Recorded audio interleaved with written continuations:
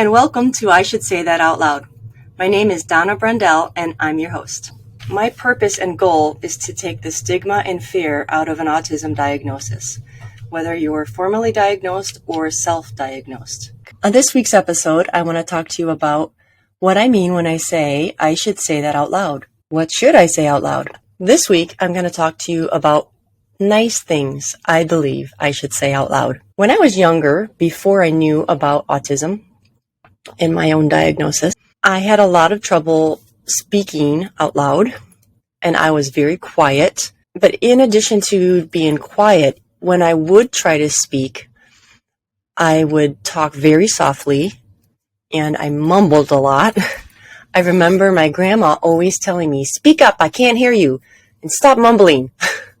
And I didn't know how to not do those things. I didn't know how to raise my voice, and I didn't know how to not mumble. What has helped me over the years to improve in those ways is, oddly enough, learning how to get better at public speaking. You know, you have speeches that you have to do in high school, and I took a college speaking class, and they teach you a lot of tricks. I was actually in speech therapy from kindergarten all the way through first grade. So for 2 years, I was in speech therapy. And that clearly didn't help because my grandma, after that time, still would say, "Speak up, Donna. Stop mumbling. I can't understand you."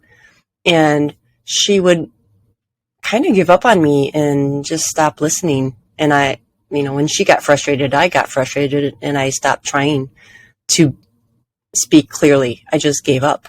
And I think I talked less too because I didn't want to hear that criticism of, "You're not loud enough, you're mumbling, I can't understand you." And it just got so frustrating that I stopped trying as much and only spoke when I had to. I also have a twin sister who was always there and could always kind of speak up for me and interpret what I was trying to say. She could understand me better than anyone. And I don't remember for sure if she would help people understand me or if I just let her talk and do the talking for both of us, after a while and just not have to hear that criticism. But when I started speaking in school and getting specific, I think my brain was more developed by the time I was in school, and I was able to receive the information and the advice of how to improve your speaking skills. And then I was able to start practicing them and incorporating them into not just speeches that I gave, but actually my daily speaking. And I still use those all the time. I'm using one of the tactics right now. The tactic that has helped me the most is speaking slowly, like ridiculously slowly. To me, sometimes even my normal paced speaking sounds like I am still speaking ridiculously slowly.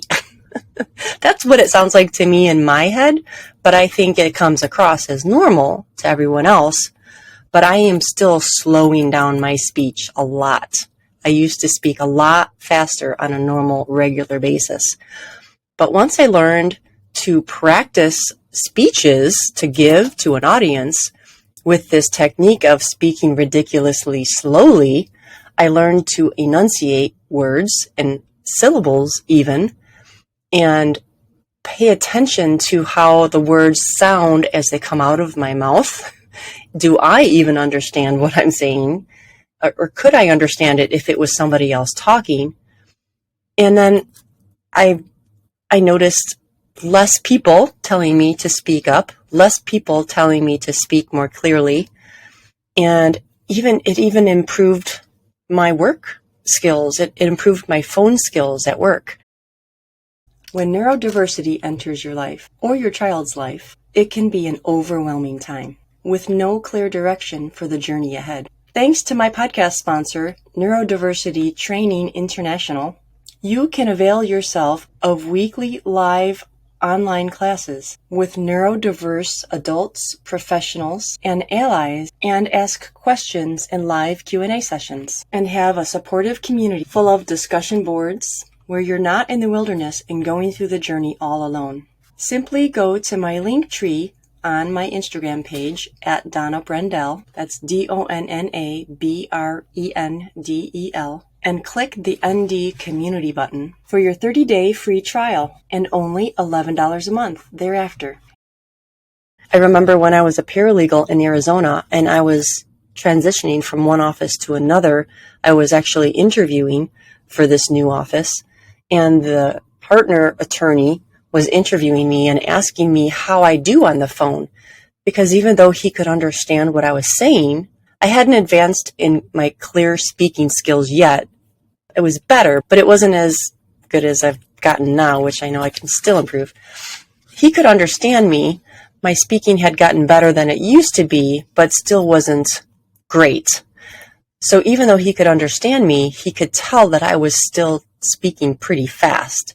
And he asked me if people in my previous job, if people could understand me on the phone, because he knows that, on the phone, speaking clearly is even more important because you don't have the face-to-face seeing of somebody speaking and reading lips and all the additional helps that you have to understand someone else who's speaking when you're with them in person.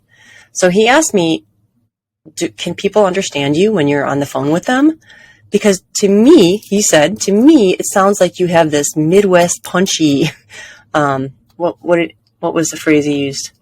Midwest punchy shotgun or Tommy gun like accent, like just fast and like coming at you and difficult to decipher and follow. And that really struck me and stuck with me, and I remembered that description of the way that I spoke for a long time and realized I still had to slow down even more. Even though I had gotten better, I needed to get even better still. So I was not in school anymore, so I wasn't in speaking classes. But when I moved back to Wisconsin, I started working for my church, and I had little mini opportunities to speak, and just in front of small groups of people at staff meetings and at Bible studies, and sometimes on stage for like different group events that we had. And I was able to practice my speaking with all of these new people who didn't know me very well, and some got to know me really well over the years. But I had all this new feedback, and I was able to really, really, really slow down my speaking and improve my enunciation and my pace, which has really helped me in podcasting and speaking so that you can all understand me. And I hope that you can. Please let me know if I can improve still even more, because why not? We're never done growing and learning and getting better. So where was I going with all of that?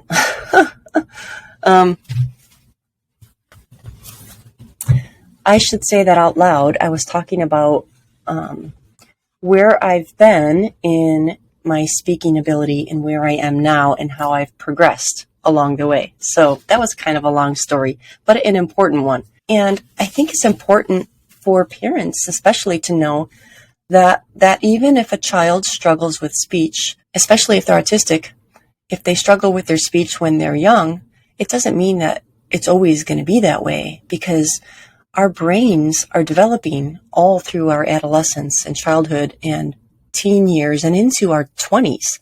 So speech might just take longer for them or for certain children to develop and to even improve. And I can attest to the fact that we can improve our speech forever, indefinitely. I'm still improving and growing in my speaking ability. I think that's great news. I think that's something that a lot of parents need to hear and can be encouraged by, and I hope are encouraged by. I think giving kids practical tools and advice is really important, but I also think it's important not to pressure them or rush them to make progress and growth in their speaking abilities. Because, like I said, when I was younger, I wasn't able to put things into practice. I don't know if I even was hearing the critiques and the advice that I was being given. I don't think I could hear it and process it and put it into practice until I was older, in my teens, and then into my 20s and 30s, and even now in my 40s. So it takes time, and it's okay, and it's possible, and it's better late than never. I mean, I'm talking more than ever now in my life, which is great. I also think it's really important to stay positive with kids, especially because they can get so frustrated and give up and stop trying. And we don't want that. And it's not just crushing to their skills growth or their ability growth, but it's also crushing to their heart and their feelings. And they can take it as, this so-and-so doesn't like me or doesn't love me, or, they can just take it all out of context, even though you really do love them and you really are trying to help them. Staying positive is so important. I know for myself that the more positive people I have around me, the more I can receive their input and their critiques and their positive feedback. So now that I have the ability to speak out loud and clearly and at a volume that can be heard and at a pace that people can follow and it's pleasant to listen to, I feel more confident in saying things that are on my mind, that are inside my brain. I used to have all these thoughts going on in my brain, but because I didn't have the confidence to say them out loud, I just kept them to myself. I didn't want the critiques. I didn't want the negative feedback. I also used to, when I did try to speak out loud when I was younger, because I fumbled and failed, I guess, and got frustrated and just gave up so many times, I would oftentimes share just like pieces of the thoughts that were in my brain. And that really threw people off even more, because what I was saying they didn't even understand what I was saying, because I couldn't get my whole thought out of my mouth.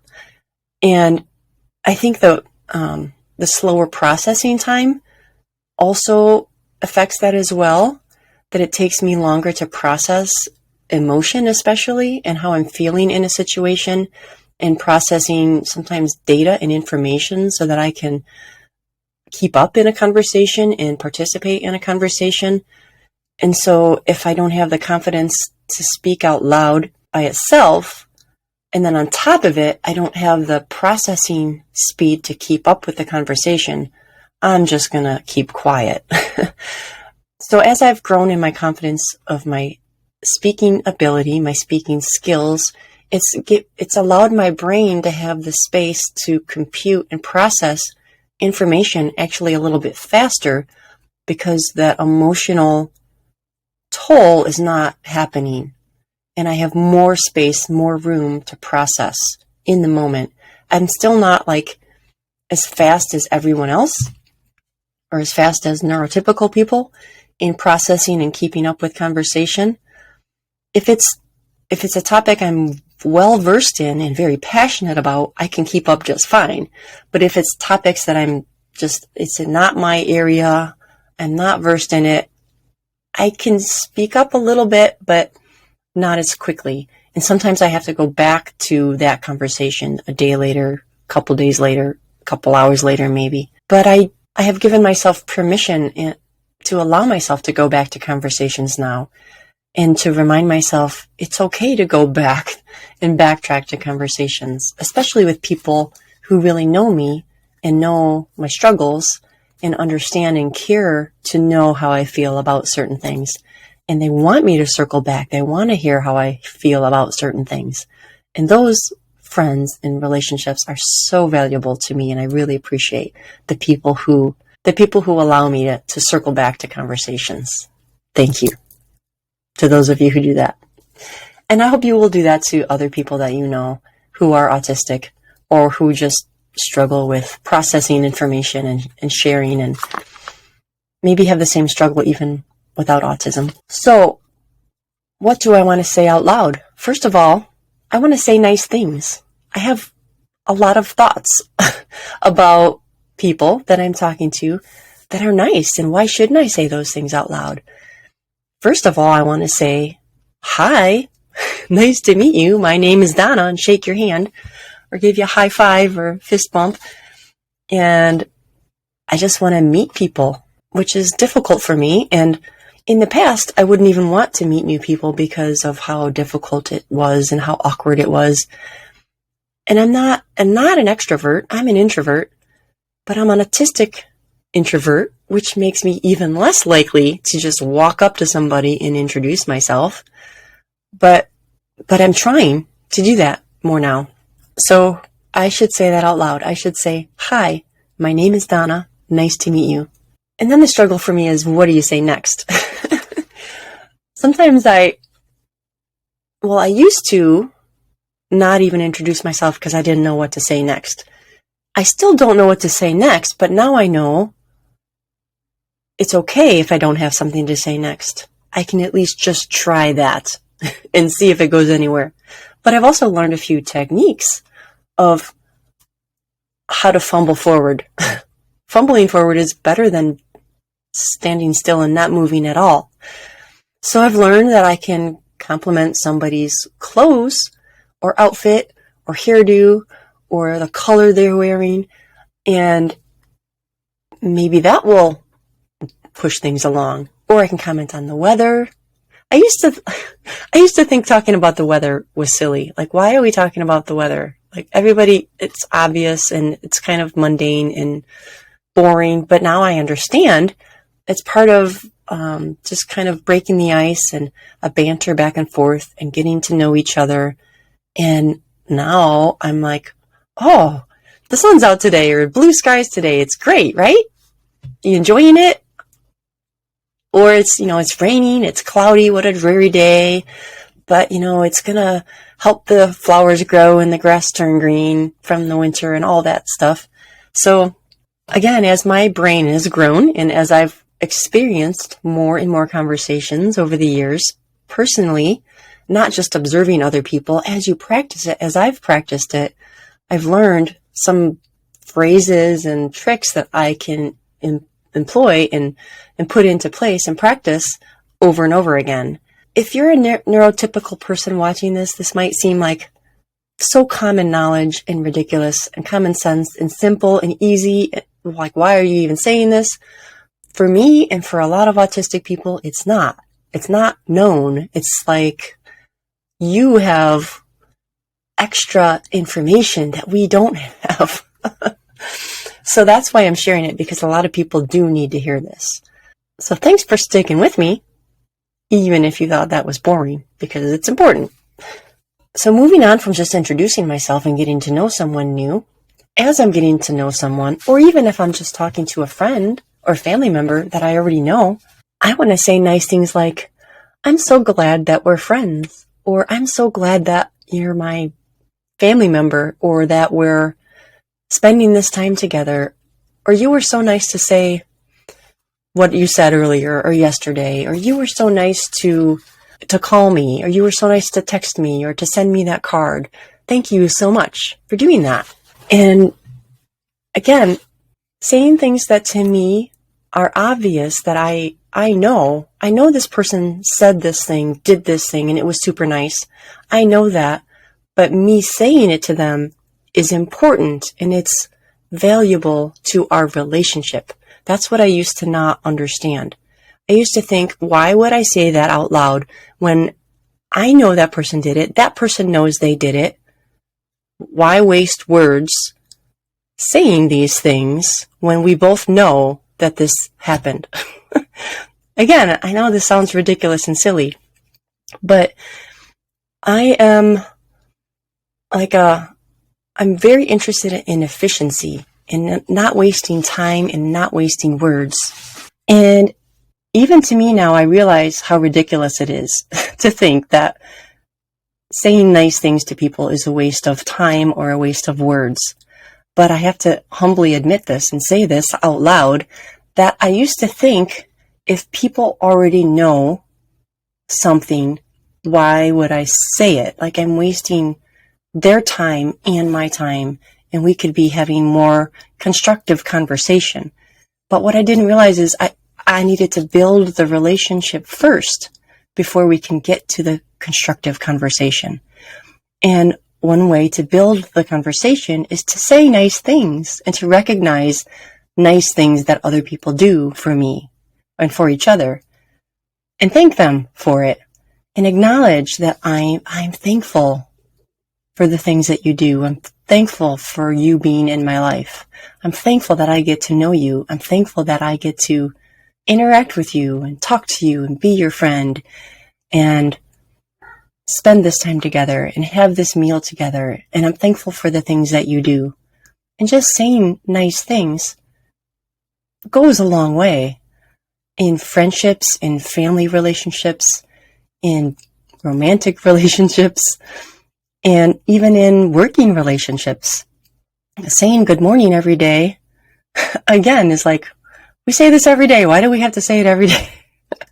But I've learned silly things that I've learned. Okay. I've learned that it's not just the words, and this is probably communication 101 for a lot of people. But for someone who used to really struggle with talking out loud and interpersonal communication, this is really, really valuable information that I have learned and that I think a lot of other autistic people could benefit from. So what I've learned in having different jobs over the years and different friendships and relationships over the years is that saying the same thing over and over again every single day is actually a really good tool and beneficial tool to use to evaluate how that person is feeling on that given day. Because now that you have this data built up of how they normally say good morning or hi, how are you doing, you can notice and recognize if they say it different all of a sudden. And you can notice, oh, something's wrong. Oh, something's going on. Oh, that's different. Just noticing that it's different is a clue that something's different. And then you can ask, oh, your voice sounds different, or your face seems different. Is everything okay? What's going on? How are you doing? And there's other questions that you can follow up with. Again, I know this is like common communication knowledge 101, but I didn't know these things for the longest time. And I thought, I'm wasting my time saying these same phrases over and over again, but I was missing the nonverbal communication part. And that's 75, 80, I don't know. It's a huge percentage of how we communicate. The words is such a small part, but we have to say the words to get to the nonverbal. And when I first learned how big a percentage our nonverbal communication was in communication, this is, again, so silly. I used to think, well, why should we talk at all then? We could just be nonverbal. That's great. Like, I'm great at being nonverbal. Can't we all just be nonverbal and communicate? Because it's such a high percentage of how we communicate. So I'm just going to say as little as possible, and we're going to non-verbally communicate really well. That doesn't work. We need the words, especially the repetitive words, so that we can see what a normal interaction is, so that we can recognize what an abnormal communication is. And then we can really build relationship and show each other that we care, to notice when something is different, when something is off. So that's why I believe I should say nice things out loud to people.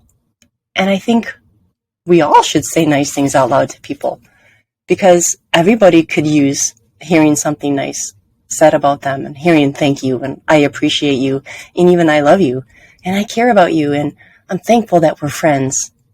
And thanks for talking to me and thanks for taking the time out. And thanks for noticing that, I changed my hair or I got a new outfit or, I was feeling down, and how did you notice that? Like, that's amazing.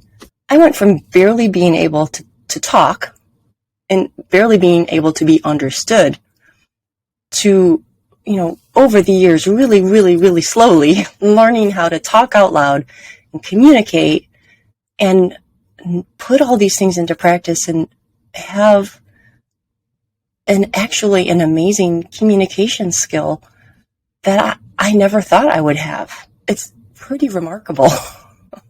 I have to say, I'm not the best communicator in the world. I still have a long way to go, but I have come so far, and I'm so thankful for all the people. I'm saying a nice thing right now.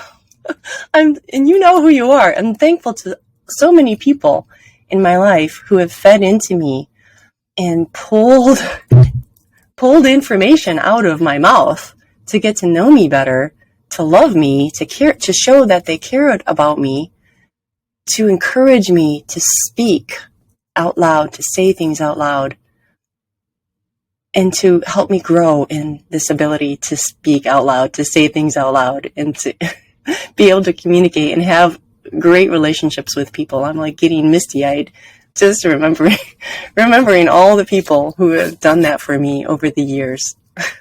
Thank you so much. This is just incredible. Because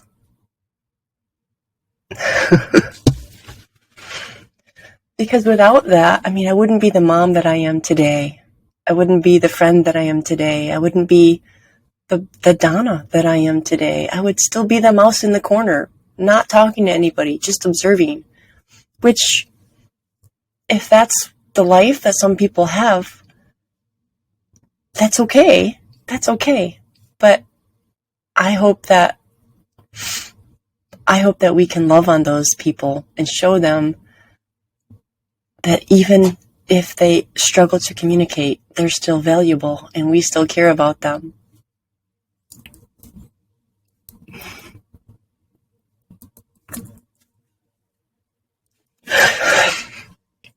I know how it felt to be that person, that quiet mouse in the corner, feeling like nobody wanted to talk to me because I didn't know how to talk to them and I didn't know how to relate to them. I know how it feels to be that person. So I want to help anyone who is that person to know that they are valuable and important and cared about, and help them learn skills to be able to put their words out into the world. Again, whether it's verbal or in writing, journaling, typing,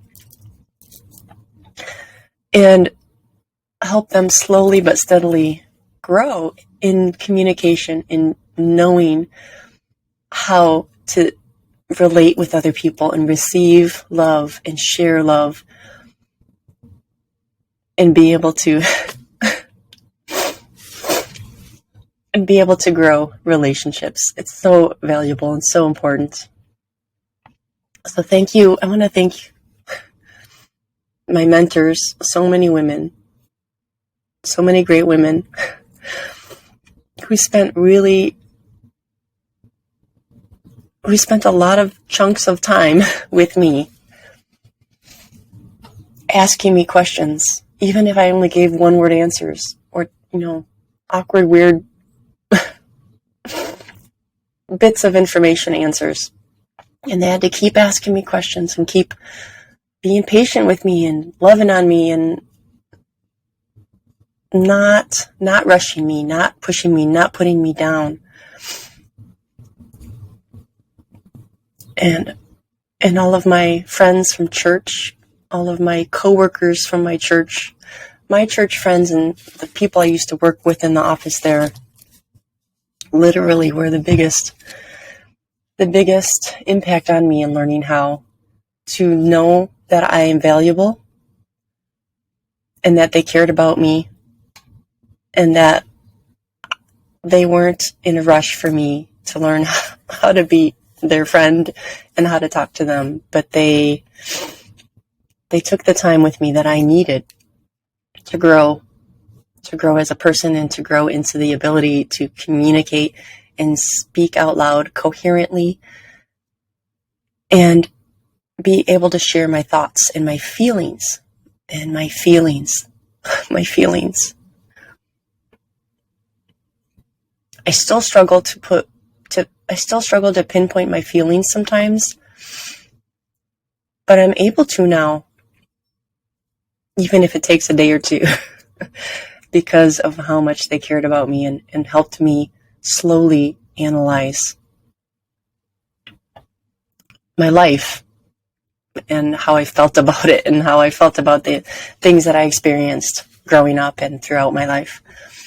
And I also want to thank my therapist. I went through a lot of therapy, and again, that was another very positive experience. I didn't realize how positive therapy could be. And I mean, it's so hard.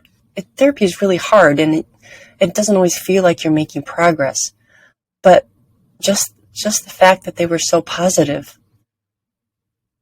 and encouraging to me helped me to keep moving forward, even though I didn't always feel like I was moving forward. So I'm very thankful to my therapist. I'm thankful to my family, who has seen me go through so many changes and so many growth spurts and changing my careers a whole bunch of times and still loving me through it and encouraging me and saying the sweetest things. I've learned from a lot of my family members how to say nice things out loud because they have said nice things out loud to me. So thank you to a lot of my family members for doing that. I'm sorry I got a little teary-eyed, but wow, that was powerful. I had no idea the impact that saying nice things out loud to people can have. But it's had a huge impact on me. I'm realizing that just even now.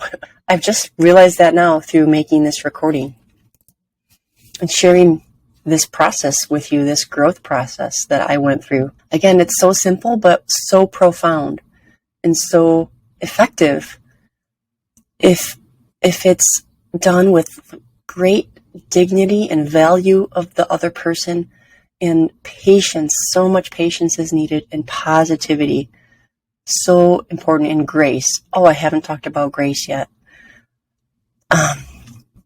Because I've made so many mistakes and people have forgiven me so many times for so many things, and they've been so graceful to me. And gosh,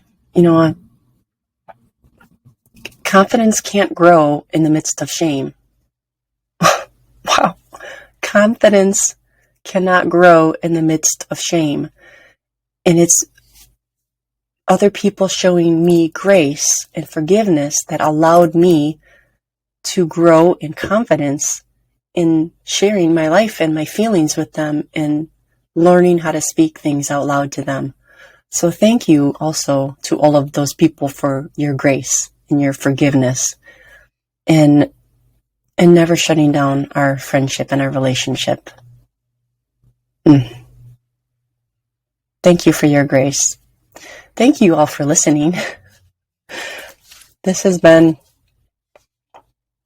wow, I did not know that this little episode about saying nice things would turn into such an emotional experience for me.